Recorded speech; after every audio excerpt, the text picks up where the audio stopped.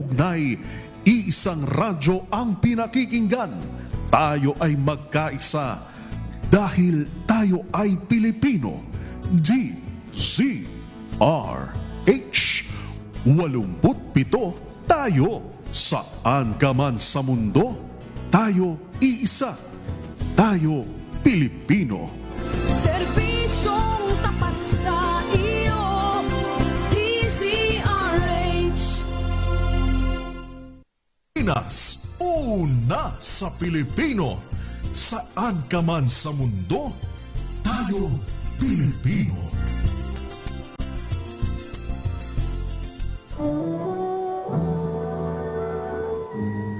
Kauna-unahan sa Pilipinas.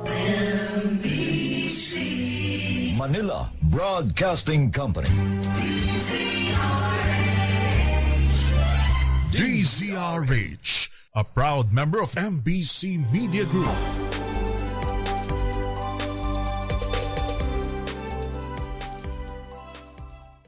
Mga kalunas, dahil sa inyong pagtitiwala, ang Lunas ay may extension na. Lunas Extension. Ang programang ito ay hatid sa inyo ng Makati Medical Center, the hospital with a heart. Magandang gabi Pilipinas, Metro and Mega Manila. Thursday evening, samahan niyo po kami for 30 minutes at pag-usapan po natin ang ating kalusugan, pangangalaga ng ating katawan at pag-iwas sa iba't ibang karamdaman. Welcome po sa programang Lunas Extension sa DZRH at RHTV. Makakasama po Eleni Bensal at ngayong gabing ito, sasamahan nga rin po tayo ng isa sa mga pinagkakatiwalaang emergency medicine specialist ng Makati Medical Center. Welcome po natin, Dr. Daniel Luchanco. Good evening, Doc Dan. Kumusta? Hello, good evening. Yes, magandang gabi na nga rin po sa mga nakatutok sa atin via live streaming sa ating Facebook page na DZRH News. Ngayong, Doc, pag-uusapan natin CPR or cardiopulmonary resuscitation. Ayan. So, sa mga pelikulang napapanood natin, Doc, kapag may nalulunod, madalas napapanood rin natin o nakikita natin may sumasagip, may nagre-rescue, tapos may nag-CPR. Sa tuwing kailan nga po ba natin isinasagawa itong CPR, Doc? Well, gaya ng sinabi nyo, no, ang CPR stands for cardiopulmonary resuscitation. No? Ang cardio is the heart, pulmonary is the lungs, and nire-resuscitate po natin. No? So, marami namang klaseng health emergencies, pero ang CPR are para sa mga taong tumigil na po ang tibok ng puso at tumigil na po ang paghinga ng baga. No? So, usually nga nakikita natin sa mga pelikula yung pag nalunod sila, no? Which is one example of a time na pwedeng gamitin yung CPR. Pero marami pong ibang mga dahilan kung bakit pwedeng tumigil po ang puso. Alamin nga natin, Doc, kung ano nga po ba yung mga maaaring dahilan ng pagtigil ng puso na maaari nga rin po nating i-apply itong CPR. Oo, so anytime na tumigil po ang puso, pwede tayo mag-CPR. So yung mga inaatake po, so may heart attack, sa puso mismo yung problema po, ano? Bumara yung puso, wala na siyang daloy ng dugo, tumitigil po siya. Pero kahit anong sakit tulad ng malalang infection, pwedeng magdulot ng pagtigil rin ng puso po, no? Yung hirap sa paghinga, tumigil na po ang pasok ng hangin, nawala ng oxygen yung katawan, mauubusan po ng oxygen yung puso, no? And then titigil rin po siya. So lahat po yan, pwede natin gamitan ng CPR. Okay. At kapag naging successful, Doc, may mga statistics po ba tayo na kung gaano nga po karami ang na-save ng pagsi-CPR ng mga tao na nag-apply nito? Well, unfortunately, yung statistics natin ay hindi masyadong accurate, no, or comprehensive dahil sa syempre mga sitwasyon, focused po tayo dun sa pagsasagip ng buhay, no, at siguro kailangan pa natin improve yung natin, no, yung data collection natin sa ganong aspeto po. Opo. At meron nga rin po, Doc, na CPR, yung mouth to mouth, at meron nga rin pong hands only. Ano po yung pinagkaiba kung kailan lang nga lamang po ito ginagamit? Yes. So, may dalawang aspeto po yung CPR, no? Yung sa pag pump ng puso, pagbomba ng puso, at pagpasok ng hangin dun sa baga, no? Pero nakita nila sa mga research, no, na between the two po, doon sa pagpump ng puso, tsaka yung paghipa ng baga po, mas importante po, especially in the early parts, yung pagpump ng puso po, no? And that is because yung dugo po natin, meron po siyang extra na oxygen na umiikot po. Even after nagamit ng bahagi ng katawan yung oxygen, meron pa pong natitirang oxygen. Kailangan lang ispaikutin po natin, no? And then they've also studied po, nakikita nila sa mga actual na pagsagip po or yung mga rescue attempts, no? Minsan, nanghihinayang or reluctant yung mga tao na mag-mouth to mouth, no? Siyempre, hindi mo kilala yung tao, hindi mo alam kung may sakit siya, ganon, no? And also, kasi nagtuturo rin po ako ng CPR, no? Yung skill po ng pagbibigay ng mouth to mouth, medyo medyo challenging din po siya. So minsan, yung nangyayari, hindi na lang sila magsi-CPR kasi baka hindi nila kaya yung pag mouth to mouth po, no? And so, lumaganap or nag-promote sila ng concept of hands-only CPR, which is simpler. Pag Mas meron practical. kayong nakitang puso, i-pump nyo lang po yung puso, malaking tulong na po yun. Kumpara sa nanghinayang ka, tapos hindi ka na lang nag-CPR. Na-mention nyo nga, Doc, na nagtuturo nga po kayo, para nga rin po sa kapakanan ng mga viewers and listeners natin. Ano nga naman daw po ba yung tamang step or proseso ng pag-CPR? Okay, so meron po tayong mga guidelines, no? And yung guidelines natin ay nanggagaling po sa mga eksperto sa buong mundo. Nagpupulong-pulong sila at constantly po nagre-review sila ng mga latest evidence and guidelines from all over the world, and then pinagkasama nila in our guidelines, no? And ang balak nito is gawang very simple yung mga steps para magagawa po ng lahat ng tao, no? So roughly lang po, no? The first step po is to check, ang turo natin sa mga first aid courses, is to check po natin that the scene is safe po. Or ligtas po yung surroundings po natin, because kung tumulong man tayo, we have to make sure na yung rescuer or yung tutulong ay hindi rin po ma-injure, no? Kunyari, sa gitna ng daan, nahimatay yung tao, no? Nag-CPR ako, tapos pareho kami nasagasaan ng truck, bale wala rin po, ano? So first, we check that the scene is safe, and then i-check natin po kung nag-respond po yung pasyente, no? So, kakalabitin natin, sisagawan natin, check po natin kung magigising po siya. Ang taong nangangailangan ng CPR po, hindi siya mag-respond kahit anong kahit anong stimulus po natin, no? And then, once na nakita natin na wala pong response ang pasyente, that's the time po, kailangan po magtawag ng tulong, no? So, when we do CPR, hindi natin in-expect na mag-CPR ako, tapos babangon po yung pasyente, uuwi siya, no? Definitely, tutuloy po tayo sa ospital, and we need advanced medical care. And the CPR is just a way of buying time, no? Ini-increase natin yung chance ng survival ng pasyente pagdating niya sa advanced medical care. So once na unresponsive po yung pasyente, that is the time for us to activate emergency response or call for help po, no? Hopefully dun sa mga tao around, no, yung mga bystanders po natin, tatawag po sila ng help, and then babalikan ko po yung pasyente, no? At that point po, i-check po natin kung humihinga yung pasyente, no? So dati, and nakasanayan siguro natin, mas familiar sa atin, yung mag-check po ng pulso, no? Pero yun nga, dun sa research nila, nakita nila na mahirap pala mag-check ng pulso. Minsan, hindi ka sigurado kung merong pulso or hindi. Magdududa tayo, ganon. Magiging sanhi po ng delay po sa pagbibigay ng CPR. So sa guidelines po, tinanggal na po nila yung pag-check ng pulso before giving CPR. Ang i-check na lang po natin is kung humihinga yung pasyente. So titignan lang po natin yung dibdib. Kung umaahon yung dibdib niya, humihinga po siya. Kung hindi po gumagalaw ang dibdib, hindi po siya humihinga. And we will take that as a sign po na wala rin siyang pulso. This is for non-healthcare providers po or those na walang training dun sa medical po, no? So pwede rin tayo mag-CPR.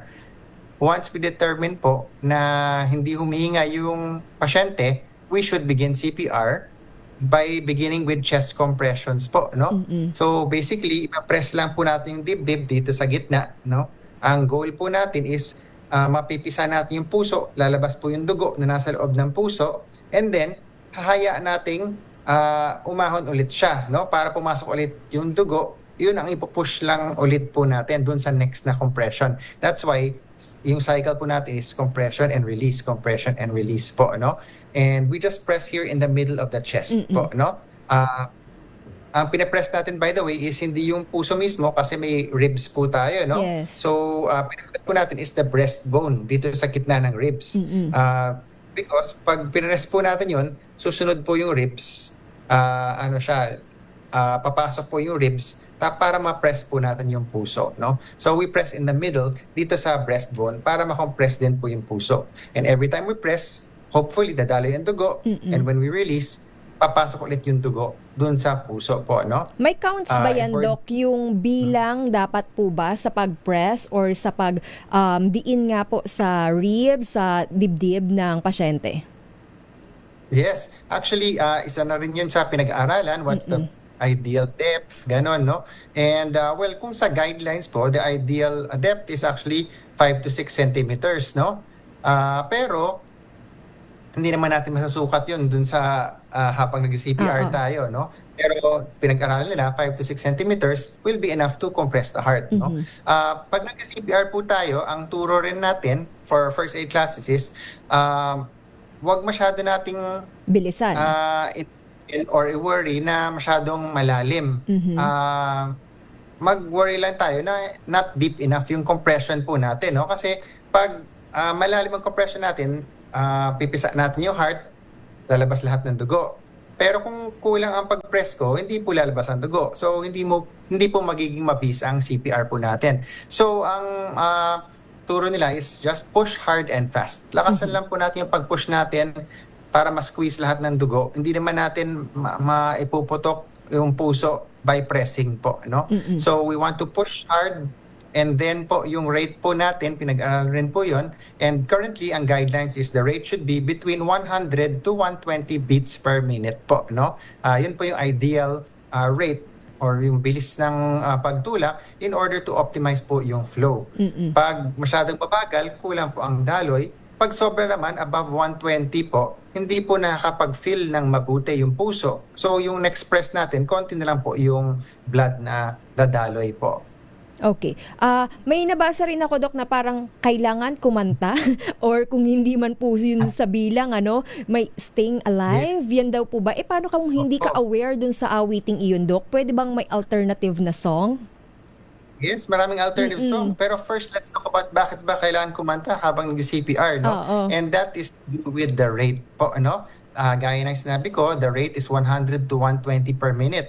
Pero again, gaya ng depth, paano ko naman itatansya yung rate ko, no? Habang CPR ako. And the studies show that we can use music to get the rhythm po, ano? So ang music po may mga beats per minute rin po 'yon, no? And just so happen that Staying Alive po is yung beat niya is about 100 to 110 beats per minute. So tamang nasa range po siya. So magagamit natin yung tune ng music para makuha natin yung proper rate po. Pero marami pong songs na ganun rin ang rate niya between 100 to 120. So, for example, kung kayo po ay may mga anak or mga pamangkin, I'm sure alam niyo yung kantang Baby Shark. Okay. Yung Baby Shark po, about 110 rin po yun. So, pwede rin gamitin po yung Baby Shark, no? Doon sa mga mahilig sa K-pop, yung Golden, ganun din po. Ganun din po ang bilis niya, ang beats niya. So we can use those songs.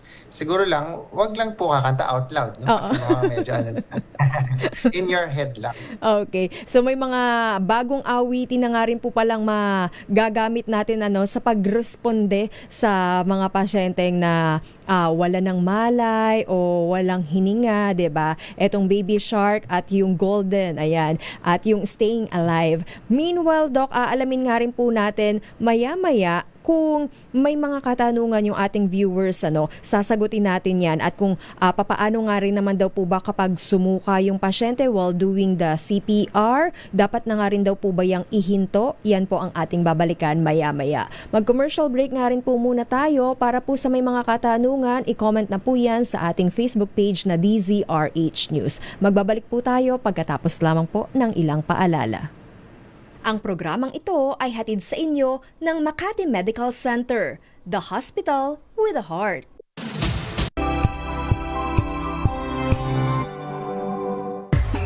Galalala Falcon! Galalala Falcon! Ang bango ng sampayan, tara na magsayawan! Kalafabcon, amoy nakaka-joyful.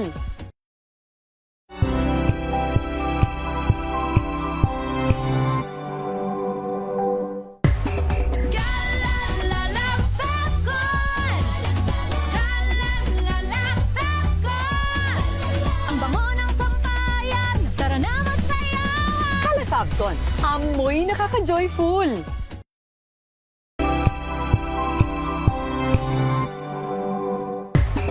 Galalala Falcon! Galalala Falcon! Ang bango ng sampayan, tara na magsayawan! Kalafabcon, amoy nakaka-joyful.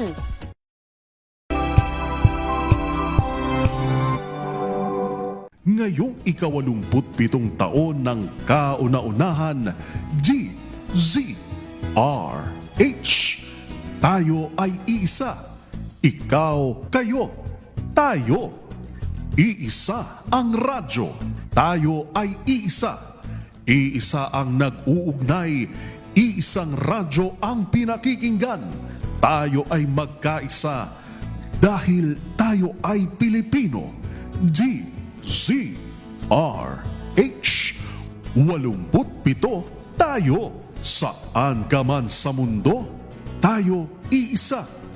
Tayo Pilipino. Serbisyong tapat sa iyo, DZRH. Maagang balitaan, maagang usapan sa mga issue at balita. Kasama si Kuya Angelo Palmones sa Magandang Umaga Pilipinas. Mula Lunes hanggang Biyernes.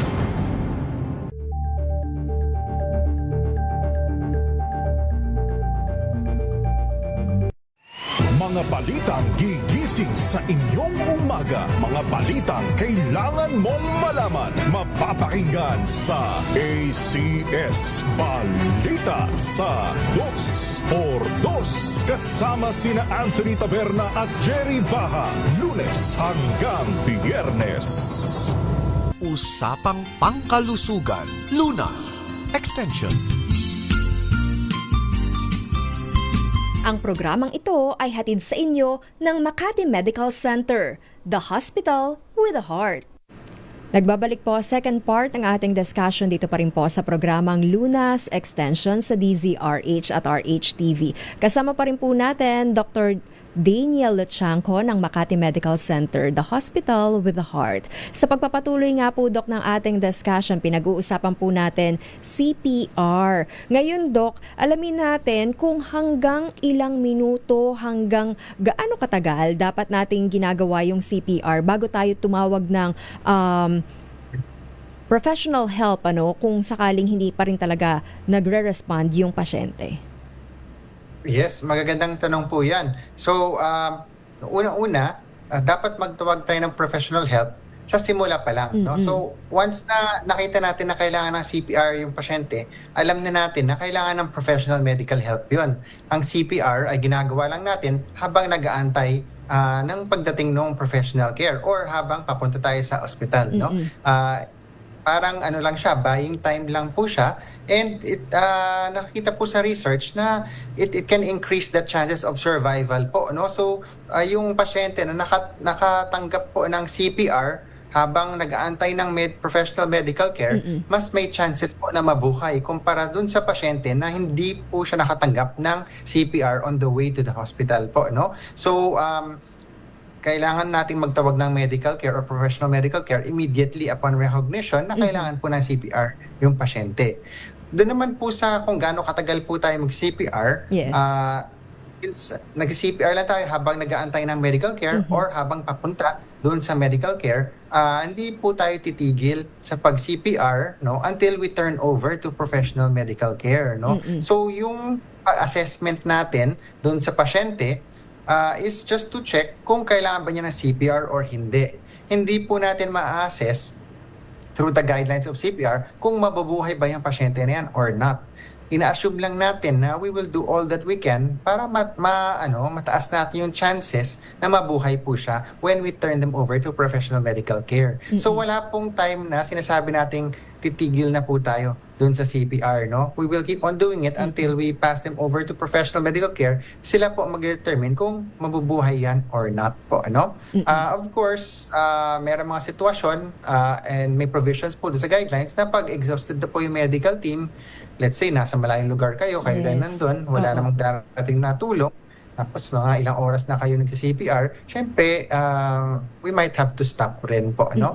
Pero we don't know po kasi kung mabubuhay yung pasyente or not, and if we want to give the best chance, tuloy-tuloy lang po yung CPR natin. Alright. How about kung hindi naman po well-trained yung tao, Doc, posible bang malagay niya sa panganib lalo pa yung pasyente kung sakaling susubukan niyang mag-CPR? That's a very good question, and isa yan sa pinag-aaralan rin, no? Because ang goal natin is na mas maraming tao makakatanggap ng CPR, no? And in order for that to happen, kailangan meron po tayong tinatawag na bystander CPR, or kung sino man yun nandun, siya ang mag-CPR. Kasi hindi naman po makakarating ka agad sa ospital or makakarating ka agad yung emergency medical services para magbigay ng CPR. So, ina-encourage po na lahat ng tao ay marunong mag-CPR po, no? And one of the roadblocks or yung mga hadlang para makatanggap ng CPR is na takot yung tao na kung mag-try man ako, baka mali ang gagawin ko at malagay sa panganib yung pasyente, no? And there is very low chances of that, no? Kasi actually, kung kailangan niya ng CPR, kung tutuusin, medyo patay na rin yung pasyente and we're just trying to save their life, no? Sa mga ibang bansa, for example sa US, meron po silang tinatawagan na Good Samaritan Law, which means kung sinusubukan ko lang naman tumulong, hindi po ako kakasuhan in case any harm comes to the patient, no? Pero I think ang kailangan nating intindihin lang rin is that tumutulong lang naman at kung ano yung kaya kong gawin, simple lang naman ang gagawin po natin. Pe-press lang po natin yung dibdib, no? Malaking tulong na po yun kesa wala akong ginawa, no? And that's why yung binanggit yung hands-only CPR, pinalalaganap rin po yun. Hindi man lang kapag-training, ang gagawin ko lang is kung hindi siya humihinga, I will push hard and fast in the center of the chest. Igaganon ko lang po yung puso. Medyo dadalay na po yung dugo. Makakatulong na po yun, no? Doon naman sa panganib or harm sa pasyente, many people worry na baka mabali yung mga tadyang, no? Small factor na lang po yun. Kasi remember, itong pasyente na to, patay na siya or mamamatay na siya, no? So, malit na bagay lang yung mga tadyang niya kung mamamatay lang rin siya. So, we might as well try mabuti na mabuhay siya na may rib fracture, ganon, kesa yung hinayaan na lang natin siya mamatay because hindi tayo tumulong. Magkaiba nga rin po ba, Doc, yung pag-apply or pag-practice natin ng CPR sa adult compared sa bata, baby, di ba? Kasi kapag bata, medyo malambot pa yung buto, lalong-lalo na kung infant. Yes. Well, may konting differences. In general, halos pareho lang yung concept, no? Ina-adjust lang natin for the size gaya na sinabi nyo, no? And also, so yung for adult, usually 2 hands ang ginagamit natin, no? For a child na mas maliit, pwedeng 1 hand lang. Dito lang rin po in the center of the chest. And then yung baby, which is 1 year and below, yung infant, no? Iba rin ang technique natin, but only to adjust for the size, no? And maganda na nabanggit mo kasi in the latest guidelines po, which is the 2025 guidelines, nag-iba na rin po yung positioning ng kamay natin for infants or below 1 year old, no? So kung nakakita tayo before, nag-train tayo before, pag cardiac compressions tayo in a baby, we'll use 2 fingers kasi maliit po siya. So, ganito po tayo. But doon sa guideline or sa research nila, nakita nila na minsan hindi effective yung ganong 2 fingers. So, pinilitan na po nila na dapat 1 hand rin po isang kamay lang po ipapang press po natin, no? In the for the baby, no? And the option rin is to use the thumbs, itong mga thumb natin, yun ang magpa-press dun sa chest for babies po, no? But that's only 1 year and below.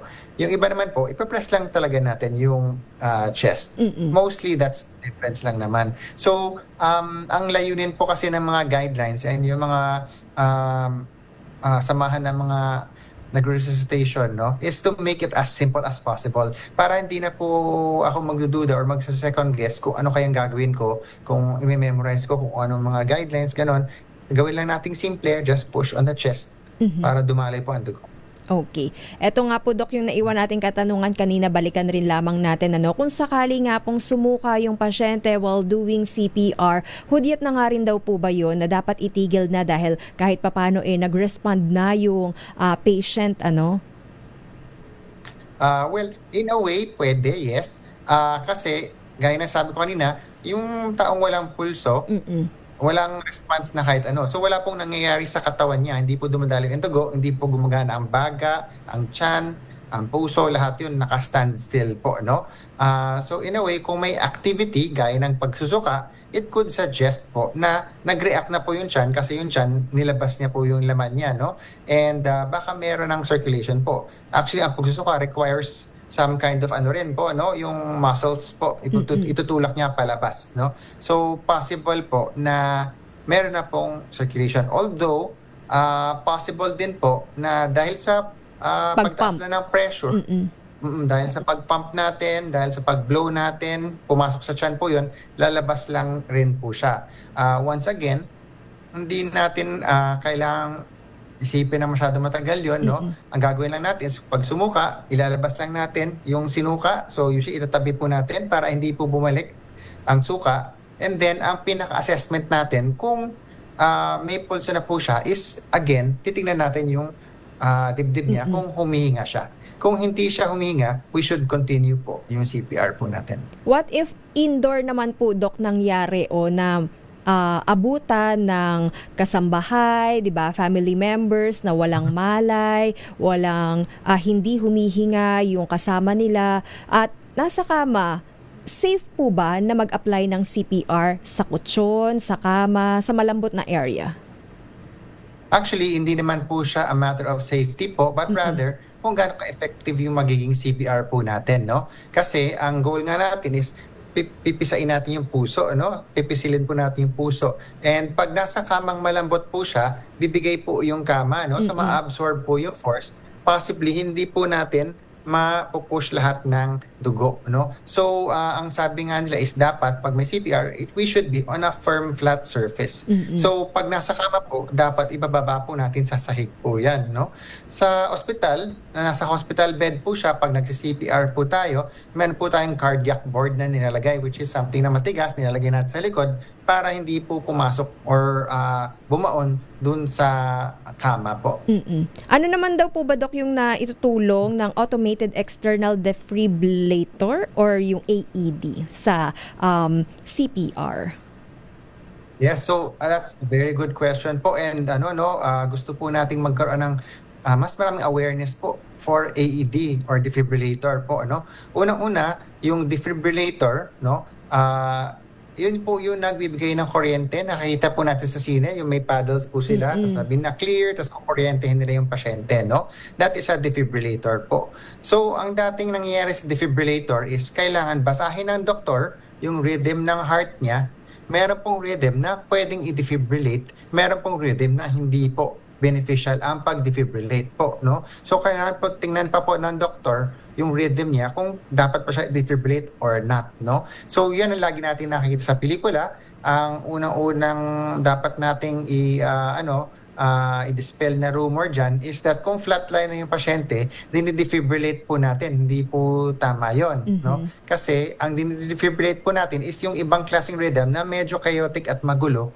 Ini-erase po natin yon para bumalik po yung rhythm ng puso, no?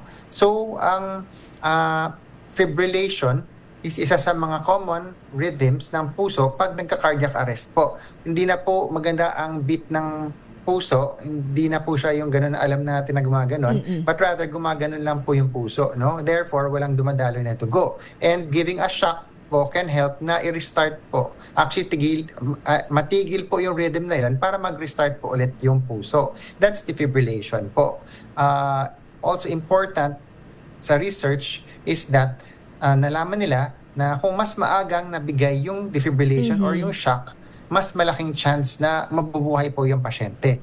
And that's why important po ang automated external defibrillator because that means meron na siyang computer dun sa machine, yung computer na mag-decide kung dapat ba i-shock yung rhythm na yan or not. And sasabihin niya dun sa users, magsasalita po siya, no? So, tanggal na po yung part na kailangan i-analyze yung rhythm before ibigay yung shock, no? And because hindi na po kailangan i-analyze yung rhythm, yung computer na po, that means pwede na natin siyang ibigay sa kahit kanino man na pwede nilang gamitin at pwede sila mag-deliver ng shock because tutulungan po sila ng computer. And because of that, pwede natin ilagay yung mga machines na to dun sa publiko po or yung mga areas na maraming pong tao na wala pong doktor. And with a little bit of training lang po, pwede tayong matutong ikabit ang defibrillator, ang AED, mag-analyze po siya, kakausapin po tayo, sasabihan po tayo kung isa-shock ba natin o hindi. So, konting training lang, magagawa ko na yung ginagawa ng doktor dun sa ospital na pag-shock ng pasyente. Okay. And that can improve survival by a lot po. No? So, very important rin po na mas mapapaaga ang delivery ng electric shock dun sa pasyente, dun sa mga nangangailangan po. No? And that's why, important po ang AED and ang pag-deliver ng shock, we call public access defibrillation po, no? Sa ibang bansa po, ang AED is very common. Actually, dapat para siyang fire extinguisher, no? Kahit saan ka man, meron kang mahihilang AED para magamit in that situation po. So parang in every household, meron rin tayong gantong AED, Doc? Well, sa household, baka hindi naman. So far, In every barangay. Ang pinaka-dapat public places. Oo. So, let's say yung mga concert venue, maraming tao, yung mga public places like yung mga bus station, train station, ganon. Actually, sa mga airport po natin, yan, consistently, meron po tayo mga AED. If you walk through the airport, meron kayong makita dun sa wall, ang symbol po ng AED is puso na may kidlat sa gitna. No? And if we see that, gaya ng nakita natin na alam po natin ang symbol ng restroom, ng elevator, Yes. may symbol po siya. Kung may nakita kayong puso na may kidlat, that is an AED po. So, tinuturo sa inyo kung nasan po yung AED. Sa mga airport po natin, meron tayo niyan. No? So, yun ang mga places na dapat may AED talaga. Sa bahay, pwede naman kung meron kang sariling AED, okay lang rin. No? Pero definitely dapat nandun siya sa mga area na marami pong tao and in the public places po. Okay, thank you so much Dr. Daniel Lochanco sa pagpapaliwanag o pagdadagdag nga rin po ng kaalaman sa ating viewers and listeners tungkol po dito sa CPR. May mga gusto nga rin po ba tayong batiin or pasalamatan, Doc? Hindi naman, I'm grateful to be given this opportunity, no? Kasi kailangan talaga natin ng more awareness in CPR and AED as well, no? So, salamat rin sa Makati Medical Center at sa inyo po to give us this opportunity po, no, to create awareness. And gusto ko lang i-encourage or anyayahan ang lahat ng tao na mag-training lang kahit konti in CPR para makatulong tayo dun sa mga panahon na may nangangailangan. Possibly or likely, it could be a family member or loved one nyo, no? But kung hindi man, nasa public place kayo, makakatulong po kayo dun sa tao na syempre meron mga loved ones rin, no? And hopefully, kung tayo, may relative tayo or something na nasa publiko at naabutan ng ganon, meron pong tao doon na makakapagbigay ng CPR sa kanila to improve their chances of survival. Thank you once again sa ating Emergency Medicine Specialist ng Makati Medical Center, Dr. Daniel Lochanco. Para nga rin po sa iba pang health concern, maaari pa rin po kayong tumawag sa Makati Medical Center hotline number 8888-8999 or bisitahin ang kanilang website sa makatimed.net.ph. Yan na po ang kabuuan ng ating discussion. I hope you learned a thing or two at magkarinigan tayo hanggang sa susunod. Nakasama niyo rin po Ella ni Bensal, bumabati ng magandang gabi. Ang programang ito ay hatid sa inyo ng Makati Medical Center, the hospital with a heart. Mga kalunas, hanggang bukas dito sa Lunas Extension. Ang DZRH number 1 na naman. Galalala Falcon! Galalala Falcon! Ang bango ng sampayan, tara na magsayawan! Kalafagton, amoy nakaka-joyful.